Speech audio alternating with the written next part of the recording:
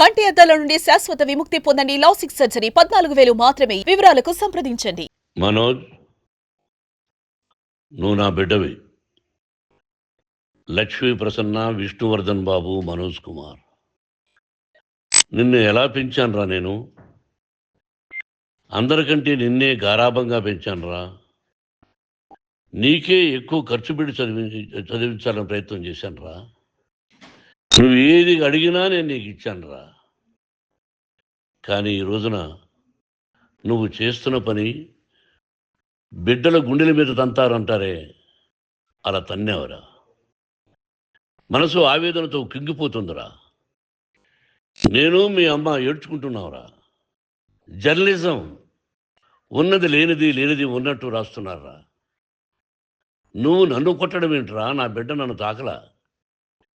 ఇద్దరం ఘర్షణ పడ్డాం కొన్ని కారణాల వల్ల. ప్రతి ఫ్యామిలీలోనూ ఉంటాయిరా ఇవి.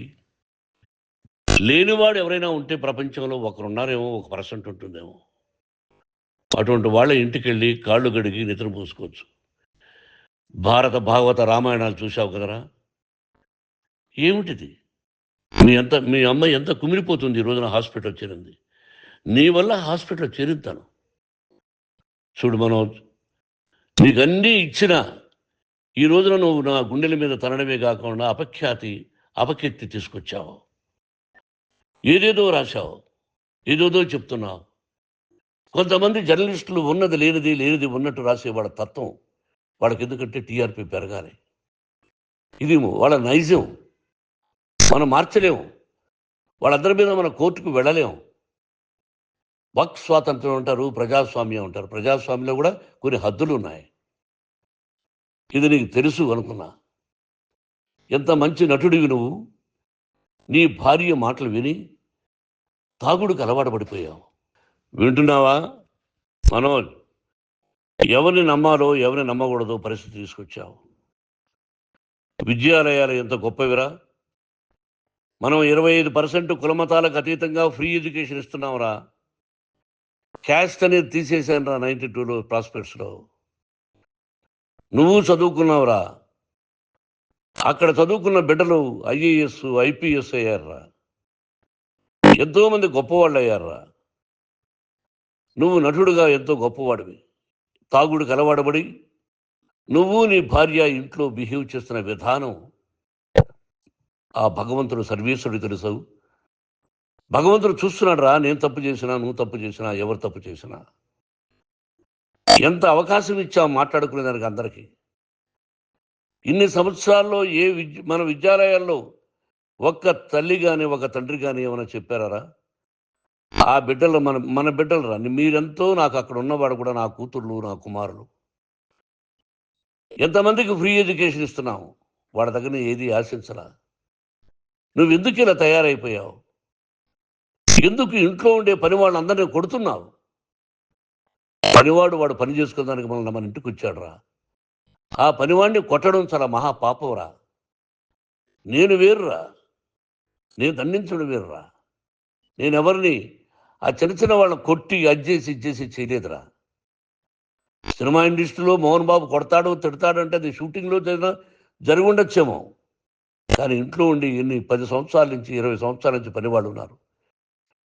నేను ఇంట్లో లేని సమయంలో వాళ్ళందరినీ కొట్టి వాళ్ళ ఫోన్ లాక్కొని ఒకడైతే చచ్చిపోవాలి, వాడు పోలీస్ కంప్లైంట్ ఇచ్చి ఉండొచ్చు. నేను వద్దు అని వాడిని బతిమాలాడు పోలీస్ కంప్లైంట్ కూడా ఇవ్వలా. ఇంకైనా నువ్వు నీ భార్య మారి బయట ఉండండి రా అన్నాను నేను. లేదు డాడీ, తప్పు చేయలేని ఒకసారి వచ్చావు, మళ్ళీ తప్పు చేశావు, మళ్ళీ వెళ్ళావు, మళ్ళీ ఈసారి తప్పు చేయనన్నావు. ఏమండి వీడు తప్పు చేయడం అని మీ అమ్మ చెప్పింది. ఇంట్లో పెట్టుకున్నా.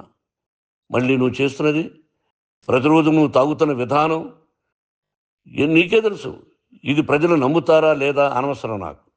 నేను నీకు చెప్తున్నా, ఇంతటితో ఫుల్ స్టాప్ పెట్టాలి. 3 రోజుల నుంచి రకరకాలుగా రాస్తున్నప్పుడు నా మనసు ఆవేదనతో ఉంది. మళ్ళీ చెప్తున్నా, Mohan Babu university is greater than temples. Greater than temples. బిడ్డలను కాలేజీలో చేర్చుకునే ముందు చెప్తారు, అన్నయ్య ఎంత ఉంది యూనివర్సిటీ రూల్స్, ఇది మా పద్ధతి, మీకు ఇష్టమైతే చేర్చండి. గవర్నమెంట్ బిడ్డల్ని గవర్నమెంట్ ఏమిస్తుందో ఇంత పర్సంటేజీ, వాళ్ళకు కూడా మీ దగ్గర ఎందుకు డబ్బు తీసుకుంటున్నావు అంటే దానికి అర్థం పరమార్థం చెప్పాము. దొంగతనంగా తీసుకోలేదు, ప్రతి దానికి చెక్కులు ఉన్నాయి, అది అకౌంట్ ఉంది, దానిలో తప్పులు జరిగితే డిపార్ట్మెంట్ ఉంది, కాలేజీలో ఇంకేమైనా తప్పు జరిగితే గవర్నమెంట్ ఉంది. ఇవన్నీ నీకు తెలుసు. ఈ రోజున ప్రపంచంలోనే నెంబర్ 1గా చేయాలని మీ అన్న కష్టపడి ఇతర దేశాల్లో నెంబర్ 1 యూనివర్సిటీ టైఅప్ చేశాడు. ఈ రోజు నువ్వు చేసిన విధానం ఏమిటి? నువ్వే ఒకప్పుడు నాకు ఇవి ఏమొద్దు నేను యాక్టింగ్ అన్నావు, ఈ రోజున ఏం చేస్తున్నావు? విద్యాలయాల మీద పడ్డావు. తల్లిదండ్రులు చాలా గొప్పవాళ్ళరా. కొంతమందికి డబ్బు కట్టలేకపోవచ్చు, కట్టని వాళ్ళకు కొంత సహాయం చేసాం, అంతా సహాయం చేయలేము. బ్యాంకుల్లో డబ్బు కట్టాలి, లెక్చరర్స్కి డబ్బులు ఇవ్వాలి, యూనివర్సిటీ బ్రహ్మాండంగా నడపాలంటే మంచి లెక్చరర్స్ కావాలి. ఇవన్నీ తెలిసి చేస్తున్నావురా 32-33 సంవత్సరాల నుంచి. అది పక్కన పెడితే అందరినీ కొట్టడానికి వస్తావు, మీ అన్నం తిడతావు. ఒక వ్యక్తి వినయ్ గారని ఆయన వ్యక్తి హెల్ప్ చేయడానికి వస్తే ఆ వినయ్ ఎవరు చంపేస్తాను వాడు అన్నావు. ఇవన్నీ ఎంత తప్పురా? అంటే మీ నాన్నగారికి ఎవరు సహాయం చేయడానికి వస్తే వాళ్ళందరినీ అంటావు, చంపేస్తానంటావు. మీ అన్నను చంపేస్తానన్నావు, చంపరా చూద్దాం మీ అన్న నేనే అన్నా, తాకరా నీ ధైర్యం ఉంటే అన్నా. ఎంతమందిని చంపాలనుకుంటున్నావు, ఎంతమందిని చేయాలనుకుంటున్నావు, నువ్వు ఏం సాధించాలనుకుంటున్నావు? ఆలోచించుకో. ఈ ఇంట్లోకి అడుగు పెట్టడానికి నీకు అధికారం లేదు. ఇది నా కష్టార్జితం. మా నాన్నగారు 10 రూపాయలు 10 పైసలు కూడా ఇవ్వలేదురా, మంచి జన్మనిచ్చాడు మా నాన్నగారు. మద్రాసుకు వెళ్ళి వీధుల్లో అడుగు తిన్నాను రా, ఒక పూట కూడా భోజనం లేకుండా అడుగు తిన్నాను రా. న్యాయంగా మోహన్ బాబు తిడతాడు కొడతాడంటారు కానీ మోసగాడని అనలేదురా. నీట్ పార్లమెంటేరియన్గా బయట వచ్చాను రా. నువ్వు నా పరువు ప్రఖ్యాతులు మంట కలిపావు. ఏమిటి నేను చేసిన అన్యాయం? నీకు జన్మనిచ్చాను, అదా నేను చేసిన పాపం. అందుకే ఇది నా ఇల్లు అన్నావు. నువ్వు నీ ఇల్లు కాదు, నీ కష్టార్జితంతో నువ్వు సంపాదించుకున్న ఇల్లు నీది. ఇది నా డబ్బు, నా కష్టార్జితం. నా కష్టార్జితంలో నేను పిలిస్తేనే మీరు ఇంట్లోకి రావాలి.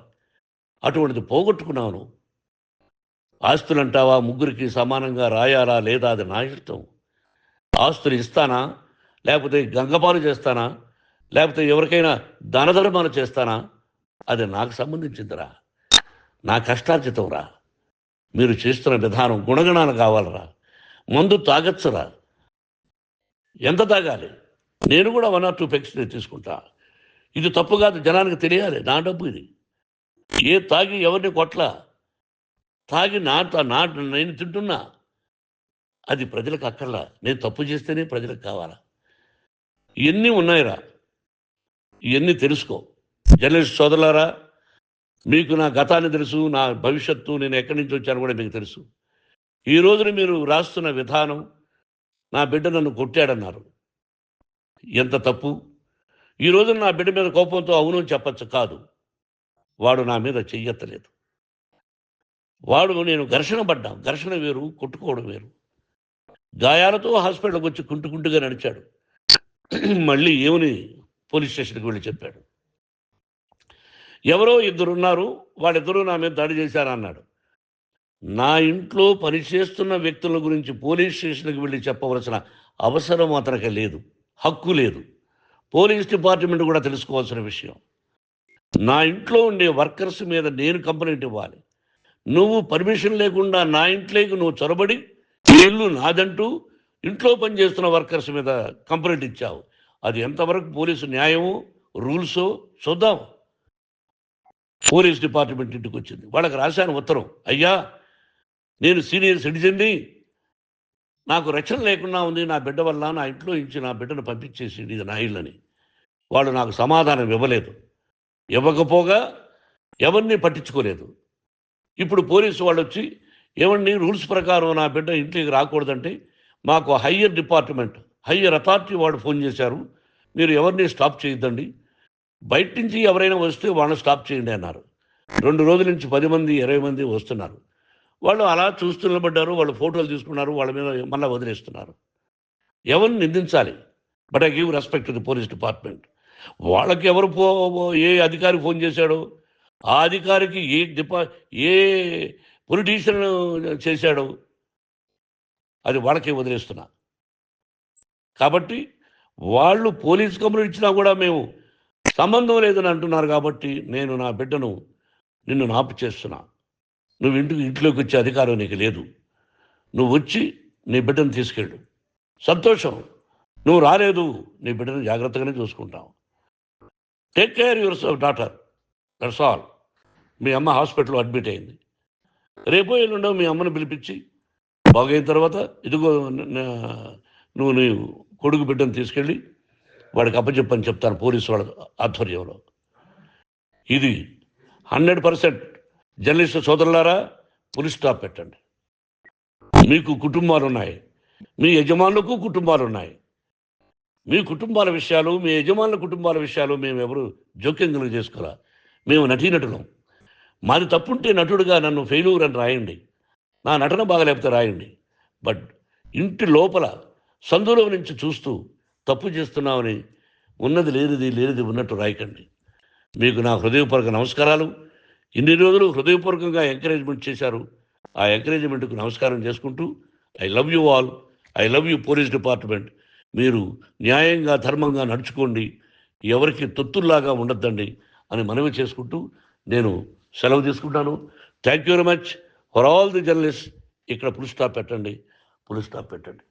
Thank you very much. Suman టీవీలో మీ పర్సనల్ అండ్ బిజినెస్ ప్రమోషన్స్ కోసం కింది నెంబర్కి కాంటాక్ట్ చేయండి.